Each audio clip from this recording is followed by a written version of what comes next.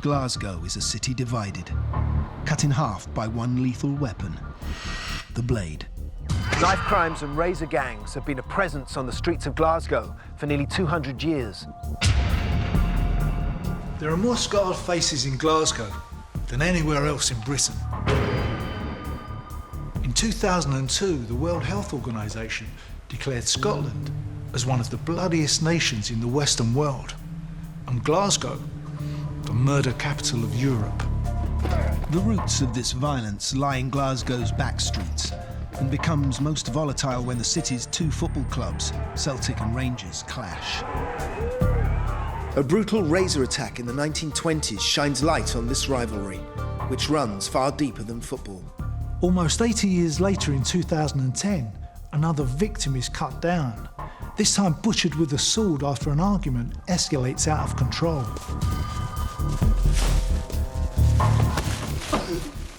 We're going to look at two savage attacks which typify the city's street violence, and we'll investigate the cause and effect of the split that still divides Glasgow to this day.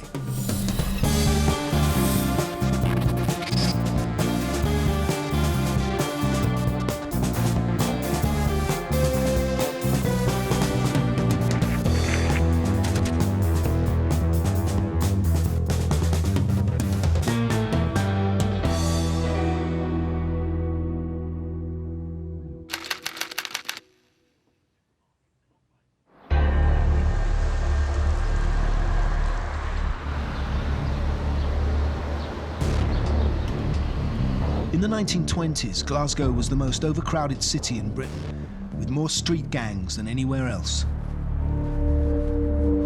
There were 6 times more gangs in Glasgow than even London. It was also one of Britain's poorest cities.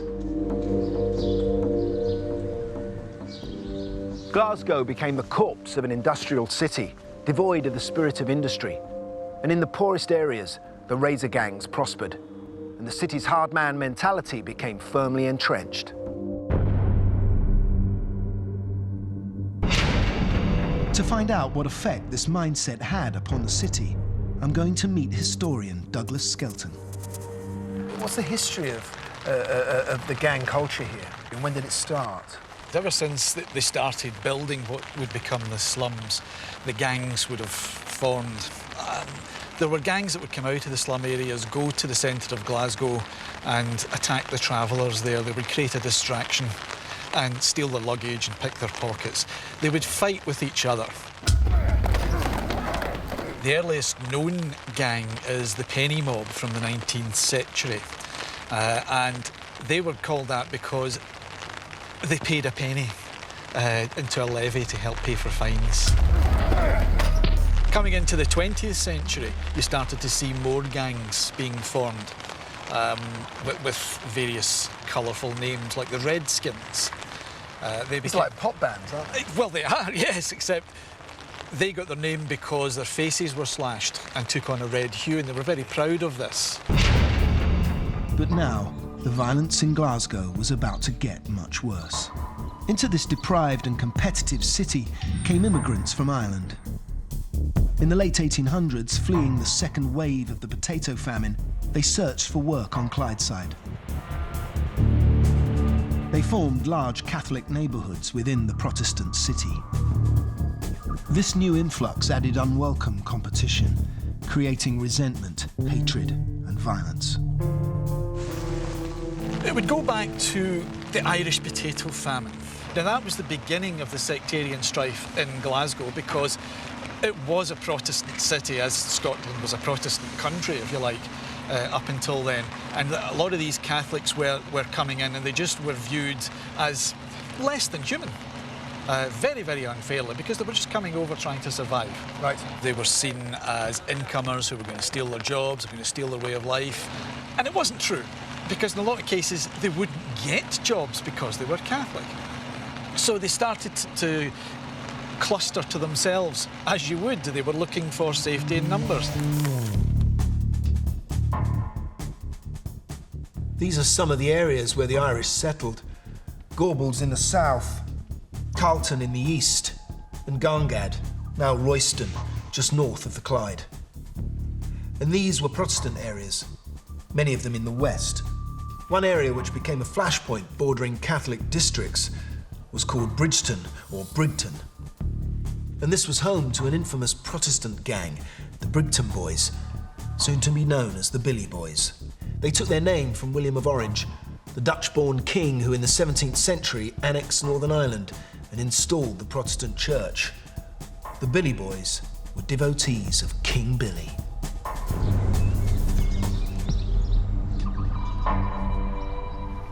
Legend has it that the gang was formed in 1924 by a man who came from this street.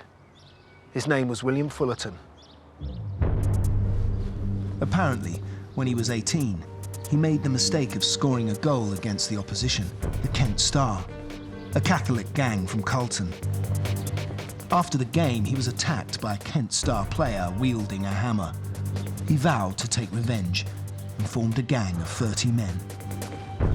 Billy Fullerton, who formed them, according to the story, was beaten up by a gang of Catholics when he was in his late teens, and he decided that he would form his own gangs to basically anything they could do, he could do bloodier.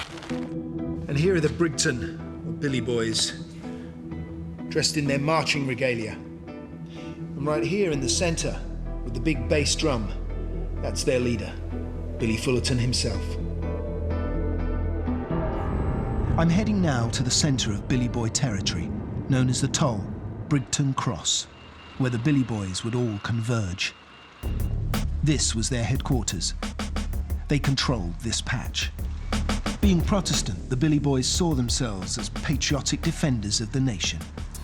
Like mercenaries, they even loaned their services out to right-wing political movements. To learn more, I'm meeting up with historian Andrew Davis. Now, I understand that the Billy Boys were employed politically as well by some of the local politicians. That's right. There are reports of the Billy Boys disrupting left-wing meetings in Glasgow so that meetings of the Communist Party, for example, were vulnerable to being attacked. So unlike other gangs which very much stand outside of the law, the Billy Boys saw themselves as upholding the moral high ground. They did, and they very much saw themselves as defending not just their fellow Protestants in the East End, but defending the Constitution. The Protestant Billy Boys could be called upon for a show of muscle to repel any opposition. They were organised and dressed like an army. This was a gang that almost saw themselves in a sort of military way, didn't they? They were quite well-disciplined, drilled. You paid money to be in this gang. What sort of things, how did they present themselves in that way? Well, the gang was organised into sections with around 40 members, and apparently each section had its own leader, and that leader was then answerable, as it were, to the senior ranks of the gang, with Fullerton very much at the helm.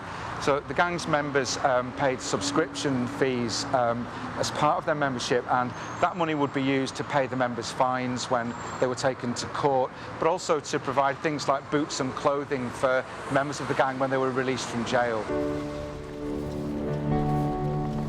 So they would see themselves as being part of the establishment because the establishment was Protestant. Because they came with flags and they came with song and they came with all those things that make up a regular army. What had happened there was that when the Irish came over, it wasn't just Irish Catholics that came over, it was Irish Protestants as well. The Orange Walk was marched, or still is marched, to commemorate the Battle of the Boyne in July. And Billy Fullerton was quick to recognise that this was another strand that he could do for his Billy Boys. So he set up a flute band, and that's where they had the uniforms and the songs and the instruments.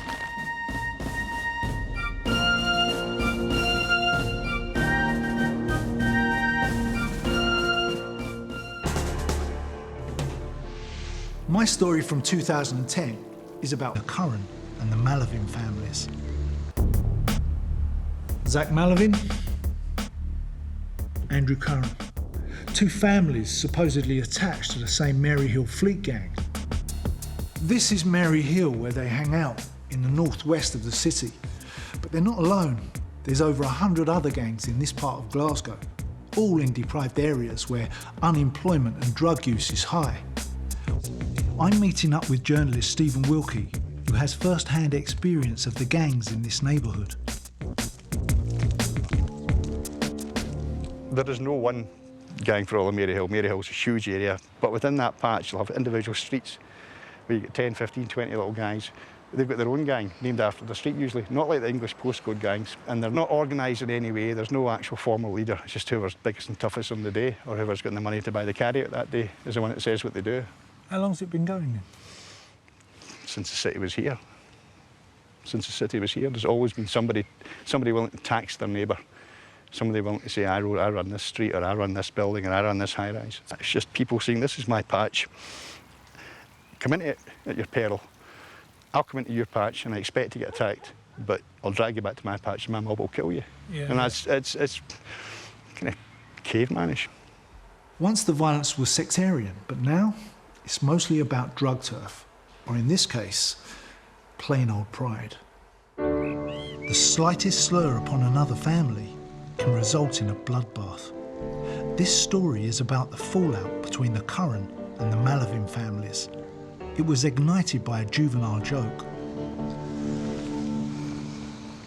One of the Malavins, or one of their associates, was very upset because somebody had nicked a bottle he had of booze, Buckfast vodka, one of these cheap drinks, and urinated into it, and he took a swallow and spat it out, and it came from literally a stupid little insult, or a prank, teenage prank, which is what you'd have called it, and ends up a guy dead. It was a friend of Andrew Curran's, called Paul Brown, who had urinated into Zach Malavin's drink. Malavin would soon retaliate. Now, as you can imagine, Zach Malavin wasn't very happy about this, so in reply, he stabbed Brown and Curran, then later tried to run Curran down in his car. To prevent this turning into an ongoing feud, Curran's father, also called Andrew, arranged a meeting with the Malavins in Maryhill Park to sort things out. His father, who's of an age who will know you don't mess with a big family like the Malavins, picked up the phone, made an approach and said, get the boys down to the park, we'll sort this out. We're not talking about what we call in Glasgow a square go, which is a no-weapons fight. Yeah. They weren't talking about that, they're talking about sitting down and just getting it sorted. So why did they choose this then? Because there's no CCTV. So you can sit in here at night, you can drink your drink, you can smoke your dope, you can party with your pals, have your music on, and nobody's really going to interfere with you. Yeah. And whatever you get up to, it's not on tape. Both families agreed to meet here, Maryhill Park, on the evening of April the 16th. It culminated in a bloody and barbaric slaying that shocked the whole community.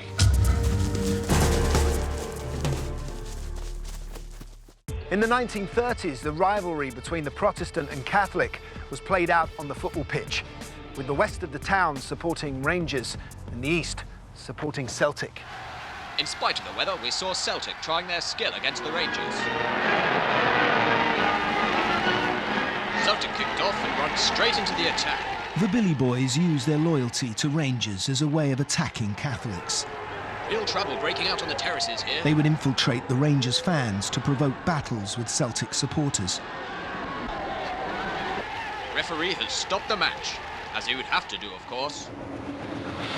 One of their many fights took place here, on a train. On the afternoon of the 3rd of March 1934, a group of about 500 Rangers supporters were gathered here at Bridgeton Station on their way to a match at Ibrox. Andrew is taking me to the exact spot where they had all amassed. It's now a disused platform beneath the new station. Oh yeah, rather you than me. This was the site of one of the Billy Boys' attacks, which would ultimately seal their fate. Oh, I see. It has become a shrine to the gang. So we're walking now into what was part of the original Bridgeton Cross station, and to just look at the walls here, some of the kind of the legends told in the graffiti are taking you right back to the 1920s. The Derry Boys was basically the junior section of the Billy Boys. So a young lad would join the Derry Boys first and then would be promoted, as he's probably in his late teens, promoted into the senior ranks of the Billy Boys. So this is part of the original station where the famous attack happened? That's right. The platform is packed with Rangers supporters, as many as 500 or 600 of them decked out in blue scarves and rosettes. They're waiting for a train that's going to take them to Ibrox Park. Rangers are playing at home. But onto the platform arrives a train heading to Paisley that's carrying Celtic supporters to St Mirren. And as soon as the train grinds to a halt, the two sets of supporters begin hurling abuse at each other. There are all kinds of insults and threats being shouted. So the Rangers supporters are hurling abuse at the papists, as they call them, on the train. That abuse is given back in spades by the Celtic supporters. And then in the middle of this pandemonium on the platform, a group of Rangers supporters steps forward. What followed was sectarian violence, but it was hidden amongst a football crowd and would pass off as an act of hooliganism. It started when one of the Billy Boys, a man called John Traquair, burst onto the train. It would typify football thuggery for decades to come. It would also bring about a war on gangs and the downfall of the Billy Boys. Traquair set upon the first man he could find, a man called McVeigh, and Traquair tried to slash him across the face with a razor. But McVeigh shielded himself with his arm. Traquair then turned around and punched McVeigh's companion in the face. The other passengers are desperate to get him off. A guard comes running down the train and helps to bundle Traquair back off onto the platform, and then he's screaming at the driver to get the train out of there as quickly as possible. Here are some of the weapons the Billy Boys used to carry. Knives, hatchets, hammers. And this is a razor, like the one used by Traquair in the attack. It wasn't just a regular group of Rangers fans. It wasn't. Traquair was very much associated with the Billy Boys. He had quite a record of taking part in sectarian gang fights in the East End. And what seems to have happened here is that a group of Billy Boys has planned this ambush, and they've used the much bigger group of Rangers supporters on the platform as a kind of cover or a cloak for their activity.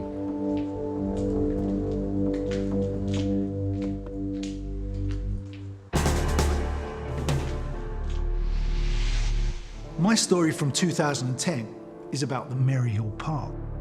The Curran and the Malavin families arranged to meet and settle a dispute. Andrew Curran had initiated the meeting after an altercation involving a member of the Malavin family.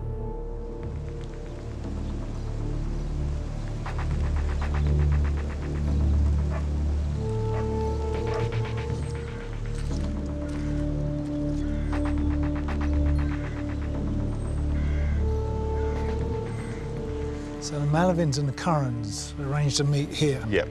Just tell me what happened. Andrew Curran and his pals turned up, in theory expecting to sort of sort out a problem which was beginning to get out of hand.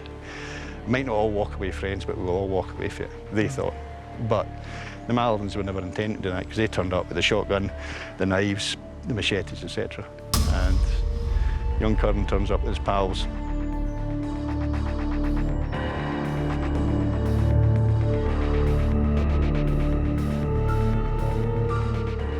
The Malavins also brought backup. The two sides clashed. Andrew Curran Sr. was called on his mobile and, unarmed, ran to the park with his friend James McGregor to help. He tries to calm the situation, but the Malavins turn on him. They chase him across the park with a machete.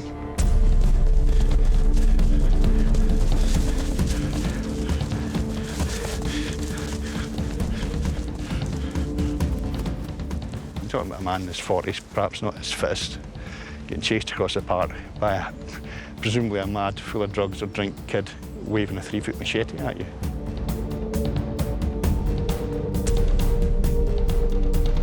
Andrew Curran Sr. was cornered and slashed in the stomach and the neck.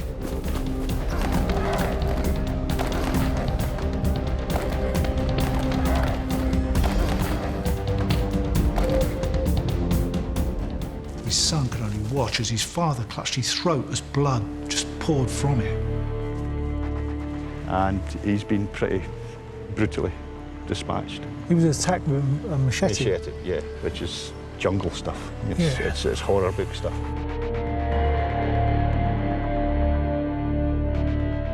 Then Andrew Curran's friend, James McGregor, aged 50, was chased and assaulted. He was slashed with a sword and shot in the body with a crossbow.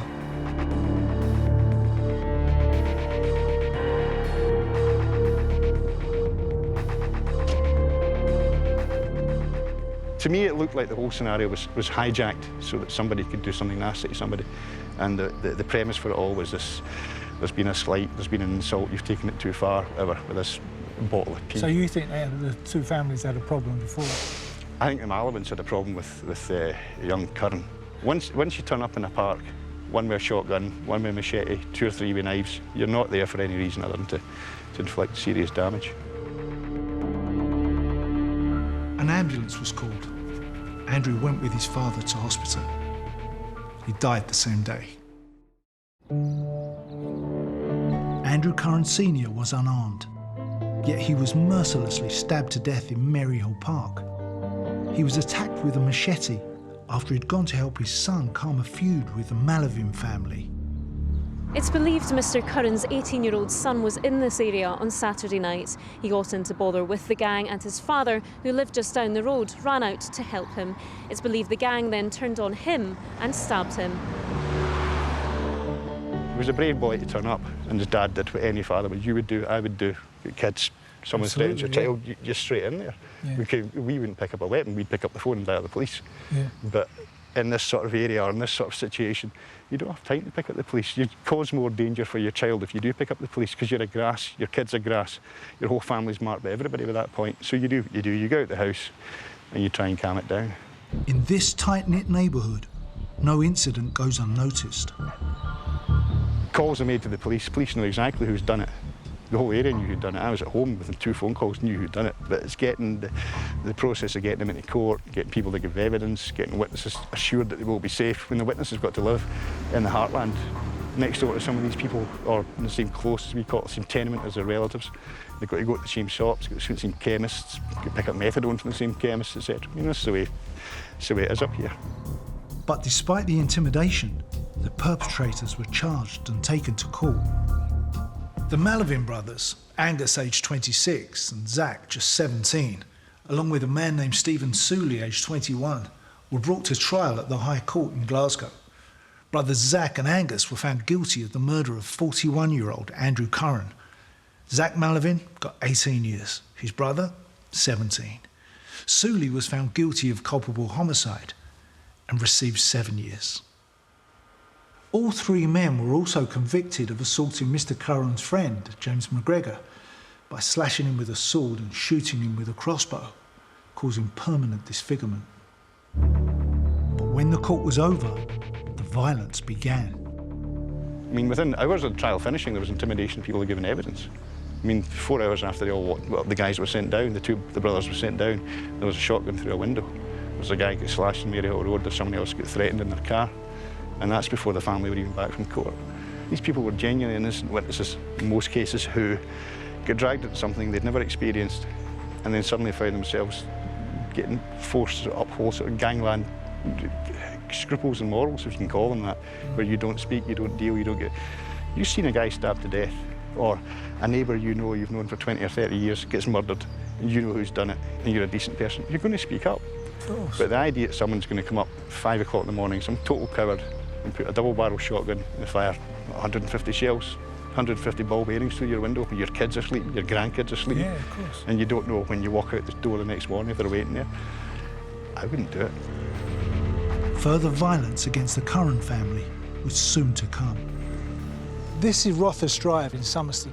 Just 1 month after the Malavin brothers were jailed, the victim's son, Andrew Curran, was attacked right here.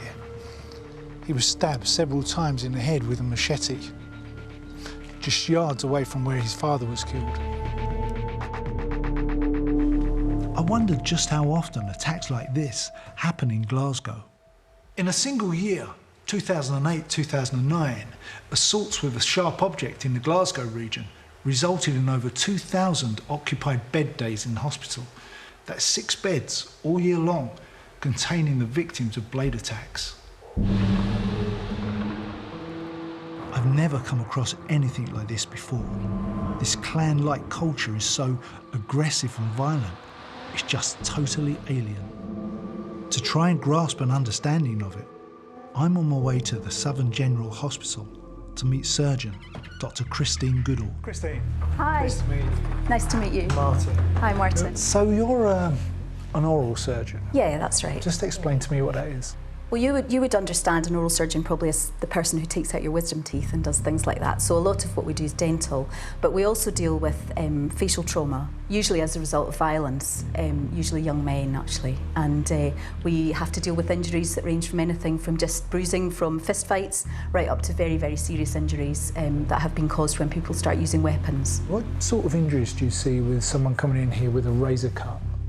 Well, what you would typically see is a big scar across the face, and oftentimes what people do is they'll slash somebody like that. So that's what you tend to get. That's not a good place to have a facial scar. Why? The easiest ones to repair are the ones that fit into the lines that everybody has on their face. So into those kind of sort of smile lines. If you have one right across your face, then that's always going to be quite obvious. And that's typically what you see from these injuries. The worst sort of those are the ones where maybe 2 razor blades or 2 Stanley blades have been stuck together on the back of a toothbrush, leaving a small gap in between. And that gives you a very difficult scar to repair because you have to take out the piece of tissue in the middle. And then you have to pull it all together. You have to put it all together, and you're left with a deficit of tissue then. And why is that? Just explain to me, why can't you sew both the lines? It won't have enough of a blood supply to survive, right. So the bit in the middle, it would tend to die and fall away, and that would leave you with a bigger problem. So you're better to cut that bit out and stitch together what you've got. But it unfortunately leaves you quite a wide scar. And that's very difficult to hide later on. Do you ever see someone coming in here with the Glasgow smile? You occasionally do see it. More times than not, it would be one side and not both sides. The typical Glasgow smile is cut on both sides. Yeah. And that's very much a gang thing where somebody's been pinned down and that's been done to them. But oftentimes you would just maybe see one side and not the other, and it's a cut from the side of the mouth right up. And again, a very difficult wound to repair well.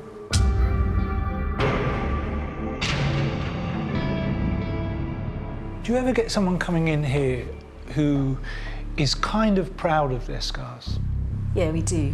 We do. That must be so disheartening. It is. I had a young lad quite a few years ago now who I saw in the middle of the night stitched up, and we kept him overnight in the hospital because he'd been drinking.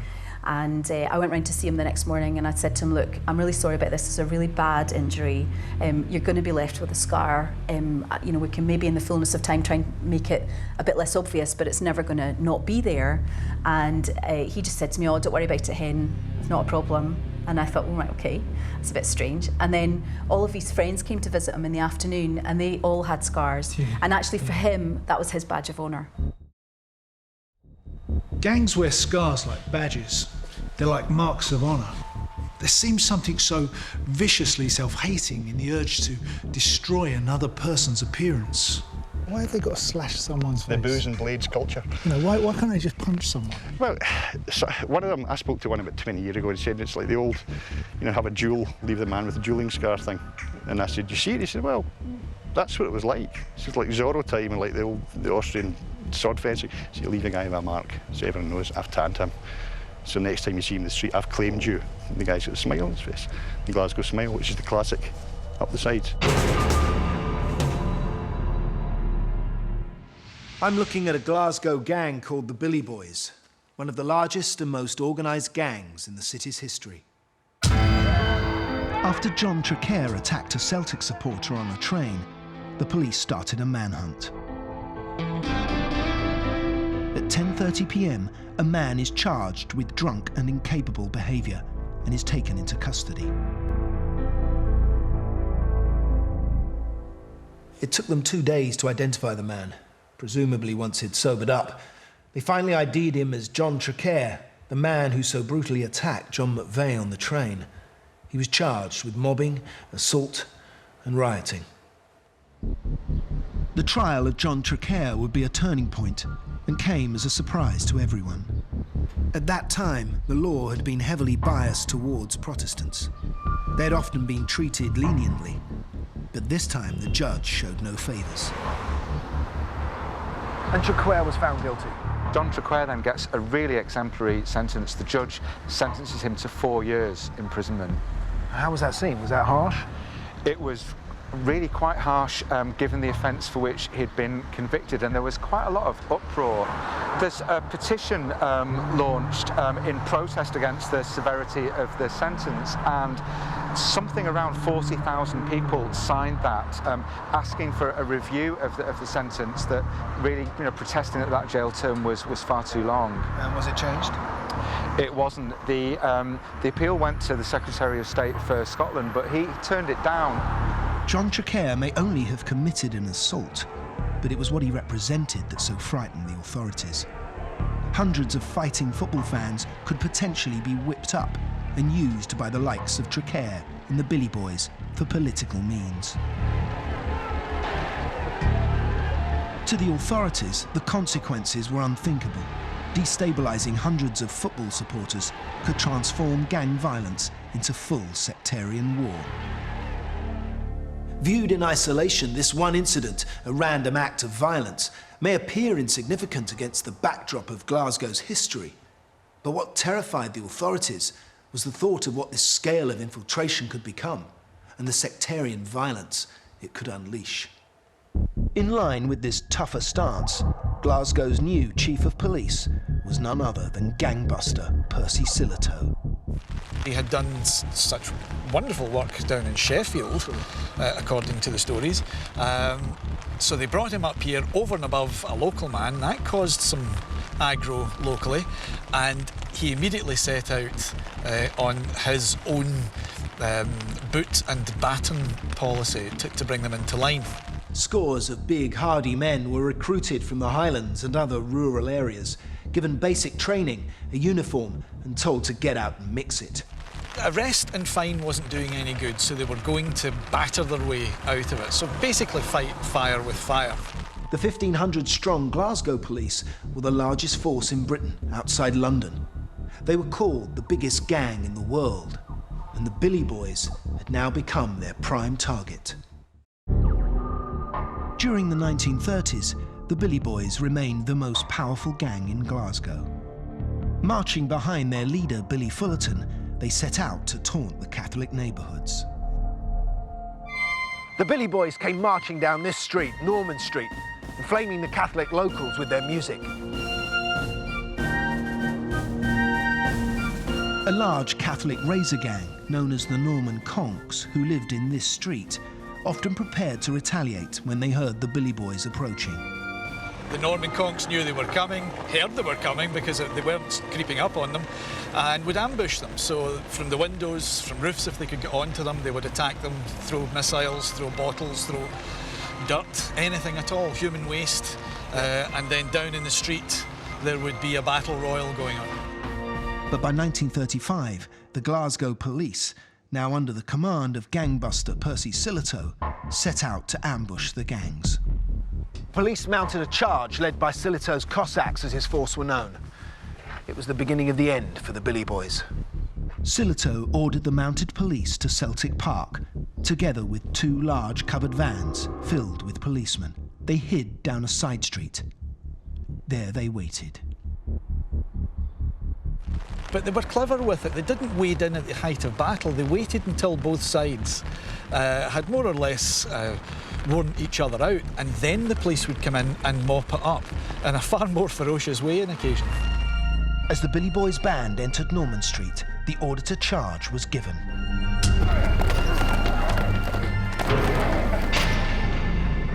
This road here became littered with casualties.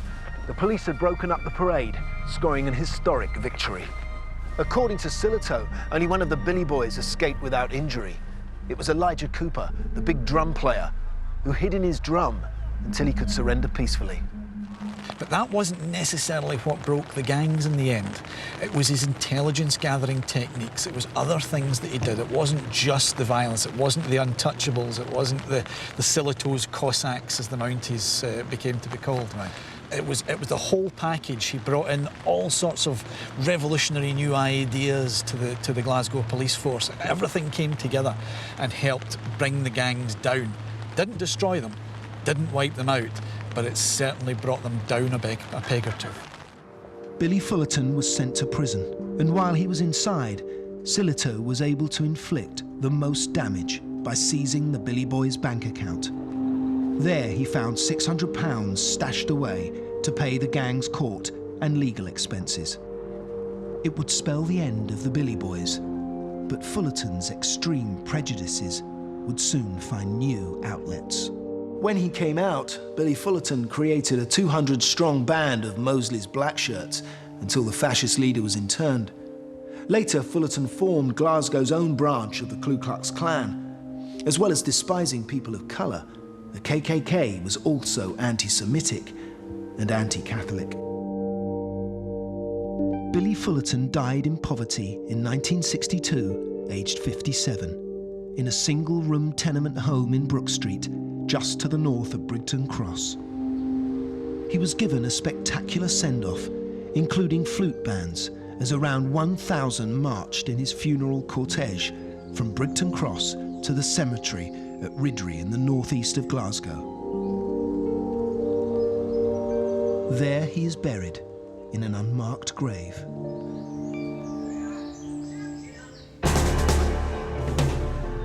So where do we go from here? Where's the Percy Silito of the 21st century? Well, let me tell you, it's right here. Strathclyde's Violence Reduction Unit.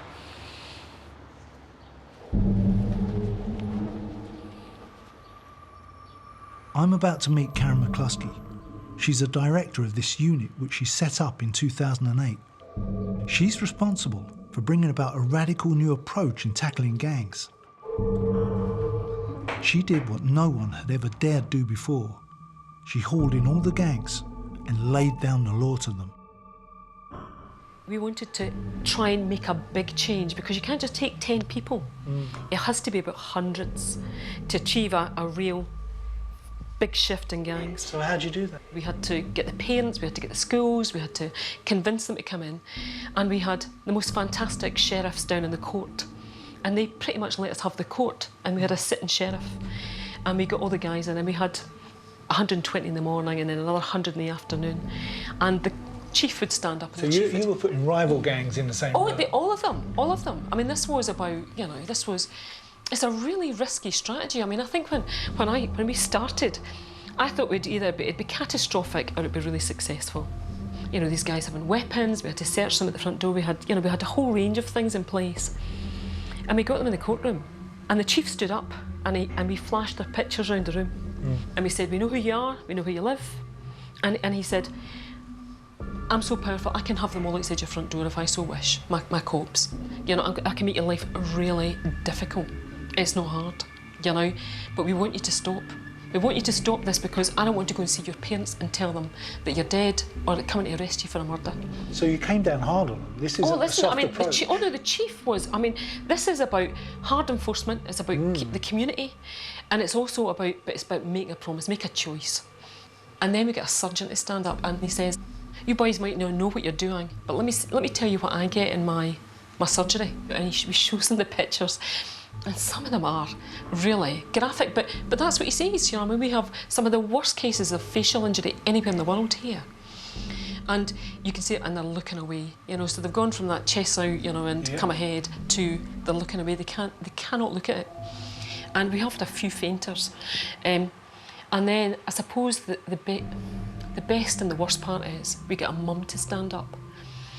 And it is just, unless you'd seen it, it's very difficult to explain.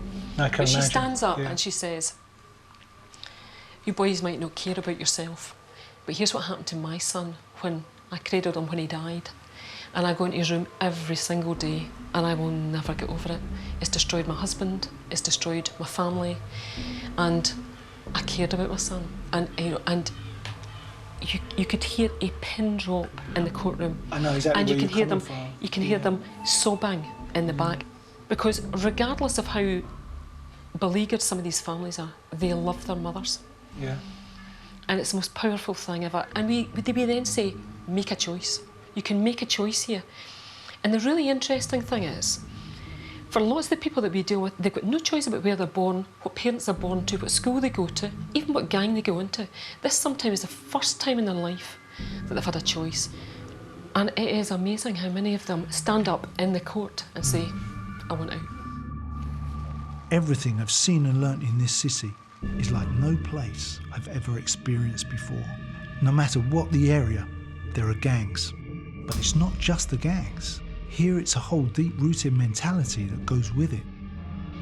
You have to admire the work that Karen is doing, but I wonder if it can ever eradicate the hatred, the bitterness, the violence, which has become so ingrained here, it's like a life force of its own. So what's the future hold for Glasgow's gangs? Well, I think we're turning the corner. I mean, what we realise now is young people live in the OK and hello culture. They want to look good. Yeah. They want to, they're conscious about their appearance. If you get a scar on your face, you'll not get the job you want, you'll not get, you'll not get the girlfriend you want, it will affect you for the rest of your life. And I think sometimes when the medics going in, I think the kids are starting to see it, They talk about alcohol, they talk about the sugar concentration in alcohol and say to the girls, look, you put on loads of weight, it's no good in lycra, and, but these are the things that motivate people to change their behaviour, and that's what we want. We want them to step away from doing the violence, and to be brave enough and to have enough resilience to say, I don't want to be part of the gang. So what are the results? Well, we've had a 50% reduction in our, in our offending, our our violence. So, I think it's probably exciting times, but it's resilience you need. This is a long term. It's been here for 100 years. Yeah. 120 years. So you need to be pretty exceptional to try and drive it out.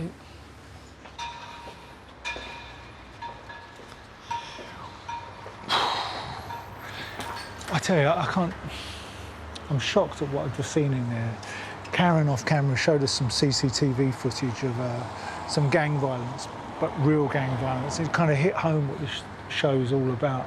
It was just sickening to see kids acting like that. And it's places like this that are working towards kind of fixing the problem. I'm still not convinced that it's a problem that can be fixed. I think it goes a lot deeper down than just the one gang, trying to take knives away, or I think it's ingrained, the problem. Listen, we can only hope. With a straightforward murder inquiry costing 1.3 million and a year in prison working out at £49,000, this unit doesn't have to prevent many killings to become worthwhile. Since 2008, nearly 500 gang members from eastern Glasgow have engaged in the violence reduction scheme. As a result, violent offending has fallen by 46%, weapon possession has dropped by 85%, and involvement in gang fighting down by 73%. Glasgow is no longer the murder capital of Western Europe.